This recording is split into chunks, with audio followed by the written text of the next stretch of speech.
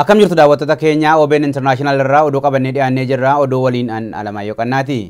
Lammiileen Itoophiyaa giddu gala bahaa jiraatan tokkummaa yeroo ammaa qaban cimsuun jijjiirama gama hundaan Itoophiyaa keessatti jalqabame akka fiixaan baasan beeksisan.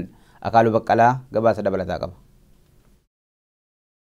Daawwannaa guyyoota sadiif United Arab Emirates kan turan Ministirii Muummee Itoophiyaa Dr. Abiy Ahmed akkaataa mirgaa fi faayidaa lammiilee giddu gala bahaa jiraatan kabachiisuudhaan jijjiirama biyya keessatti eegalame fiixaan baasuun danda'amu irratti lammiilee kanneen waliin mari'achuudhaan haasaa taasisaniitiin jiru. Lammiileen tokko tokkos yaada OBN'if kennaniin jijjiiramni biyyattii keessatti jalqabe odeeffannoo dharaan qindaa'ee miidiyaa hawaasaa deemuun hin gufatu. Jijjiiramichi akka galma ga'u godaansa akkanarraa dhaabatuuf ni tumsina jedhan. Odeeffannoon dharuma biratti beekama malee dhara ta'a malee wanni hundinuu namni tokko Facebook irratti ta'ee sooshaal miidiyaa adda addaati irratti barreessu hundi dhugaa jechuun dandeenyu. Dr. Keenya Dr. Abiy Ahmedis dhufanii asitti nu dubbachiisuudhaaf biyya kanatti nu barbaacha dhufuu isaaniitiif hedduu galateeffannaa. Gammachuu baay'eetu nutti dhaga'amee jira. Guyyaa kana arginee ijaan arguudhaaf yeroo baay'ee kana abjuu keenya nutti fakkaataa ture ijaan argina jennees yaadaa hin turre garuu har'a yeroo asitti arguudhaaf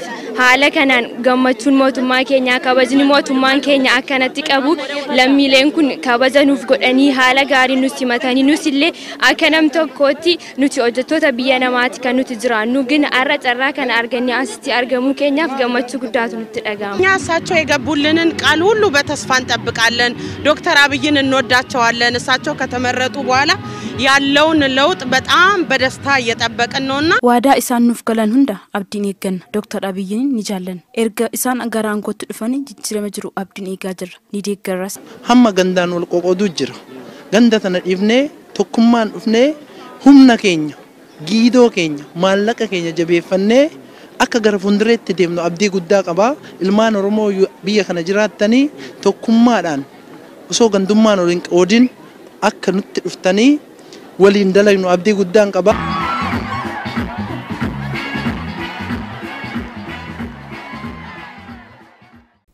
Pirezidaantiin Sudaan Kibbaa Salva Kiir fi mormituun isaanii Riek Machar baay'ina kutaa bulchiinsa biyyattii irratti utuu waliin galiin hafan gabaasi guutuun akka itti dhiyaata. Pirezidaantiin Sudaan Kibbaa Salva Kiir baay'ina kutaa bulchiinsa biyyattii 32 irraa gara 10tti gadi buusuu irratti walii galanis mormituun isaanii Riek Machar garuu karoora kana akka hin fudhanne beeksisan. Tokkummaa biyyaalessaa fiduuf jecha kutaa bulchiinsaa hir'isuuf karoorri akka ba'u garee mormituu biraa irra deddeebiin ka'aa kan ture yommuu ta'u, Pirezidaantiin biyyattii Salva Kiir gaaffii kana deebisuuf jecha baay'ina kutaa bulchiinsa biyyattii 32 irraa gara 10tti hir'isuu kan beeksisan guyyaa lama dura ture. Haa ta'u malee hoogganaan garee mormituu Riek Machar ammas jijjiirama guddaa hin qabu jechuun karoora sana akka hin fudhanne beeksisan. Riek Machar kanaan dura akka himachaa turanitti Salva Kiir baay'ina kutaalee bulchiinsa biyyattii 32 taasisuun namoota isaaniif amanamoo ta'an aangootti fiduun biyyattii waggaa dheeraaf bulchuu barbaadu jechuun komachaa turan. Haaluma kana hordofuun Pirezidaanti Salva Kiir namoota kutaalee biyyattii bulchan aangoorraa kaasuun baay'ina kutaa bulchiinsa biyyattii 32 irraa gara 10tti gadi buusuun rakkoo gara lamaan jiru furuun nagaan akka bu'u akka barbaadan beeksisan. Pirezidaanti Salva Kiir biyyattii kutaa bulchiinsa 10tti deebisna haa jedhan malee kutaalee bulchiinsaa 3 jechuun Pibor, Ruwengii fi Abiyyeen dabalataan jiru. Haalli kun immoo Riek Machar biratti fudhatama hin arganne. Walwaraansa Sudaan Kibbaa keessa tureen kutaaleen bulchiinsa sadeen kun lola waliin rakkachaa kan turte yommuu taatu keessumaa kutaan bulchiinsa Ruwengii immoo qabeenya boba'aatiin badhaatudha. Boba'aan biyyattiin biyya alaatti ergitu hedduun kan bahanis naannoo kana keessaati. Humnoonni Sudaan Kibbaa keessatti wal lolan lamaan biyyattii keessatti nagaa buusuuf kan dandeessisu mootummaa ce'umsaa hundeessuuf bara 2018 walii galanii turan. Haa ta'u malee sababa adda addaa dhiyeessuudhaan mootummaa ce'umsaa hundeessuun aangoo qooddachuu lafarraa harkisuun furmaata malee yoo nagaheera. Lola waliin Sudaan Kibbaa keessatti waggoota 6 darban tureen namoonni 380,080 ta'an yommuu du'an miiliyoona hedduutti kan lakkaa'aman immoo qe'eef qabeenya isaaniirraa buqqaaniiru. Ministeerri dhimma alaa Ameerikaa Maayik Paampiyoo daawwannaa isaanii Afrikaatiin Senegaaliin daawwatan. Daawwannaa dilbata kaleessaa Senegaal taasisaniin haala nageenya Afrikaa keessatti gahee Ameerikaan bahuu dandeessu irratti mari'ataniiru.